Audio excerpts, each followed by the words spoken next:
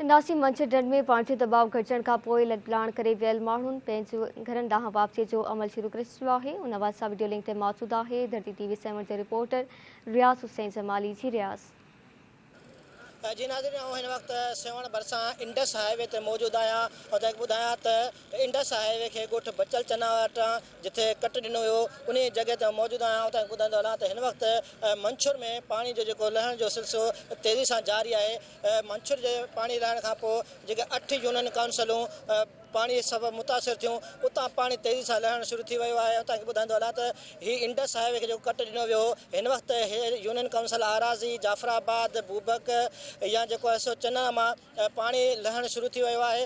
हिन वक़्तु हीअ जेके हितां जा रहवासी आहिनि उन्हनि आहिस्ते आहिस्ते जेके पंहिंजा घर आहिनि उन्हनि तरफ़ वापसी शुरू कई आहे। जेको हितां हीअ आहे दादू इंडस हाईवे जिते हितां दादू खां भान खां माण्हू सेवण तरफ़ अचनि था, सेवण खां पंहिंजे ॻोठ तरफ़ वञनि था।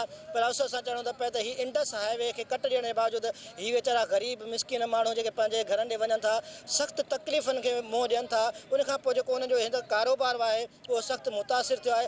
ज़रूरत इन ॻाल्हि जी आहे त हिन वक़्तु पाणी लहण खां पोइ हिन कट जी जेका का ज़रूरत कोन्हे इंतिज़ामिया खे नेशनल हाईवे अथॉरिटी खे या ज़िले इंतिज़ामिया खे इहो घुरिजे त हिन कट खे बंदि कयो वञे त हीअ जीअं ग़रीब माण्हू या हितां जा ॻोठाणा शहरी हिन तकलीफ़ खां बची सघनि। ऐं मुंहिंजो कैमरामैन तव्हांखे ॾेखारींदो त हिन वक़्तु बि हीअ वीचारा दुकानदार आहिनि, हे दुकानदार आहिनि जेके दादू खां जेको आहे सो सफ़र करे सब्ज़ी खणी आया आहिनि।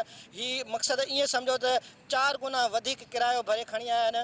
उते जेकॾहिं हिननि जो किरायो आम रूटीन में 500 रुपया आहे त हीअ 2000 रुपया किरायो भरे हिते पहुता आहिनि। उनखां पोइ हीअ ॻोठाणा जेके पंहिंजे घरनि तरफ़ वापसि वञनि था शाम जंहिंमें हंध बिस्तरा जेके आहिनि या उन्हनि जो जेके ज़रूरत वारी शयूं पंहिंजे ॻोठनि ॾे खणी था वञनि पंहिंजे घरनि ॾे त ॿीणा जेके किराया भरे वञनि था। हिन वक़्तु हिन कट जी जेका माना जेके हितां जा ॻोठाणा आहिनि उन जो चवणु आहे त का ज़रूरत न आहे छाकाणि त पाणी जी सतह बिल्कुलु लही चुकी आहे ऐं केतिरा ई ॻोठ ख़ाली थी चुका आहिनि। सिर्फ़ु भरपासे में पाणी आहे। हुकूमत खे घुरिजे वॾे वज़ीर खे हीअ संदसि तक आहे त हीअ जेको इंडस हाईवे जेको कट आहे उनखे फ़ौरन बंदि कयो वञे। जी।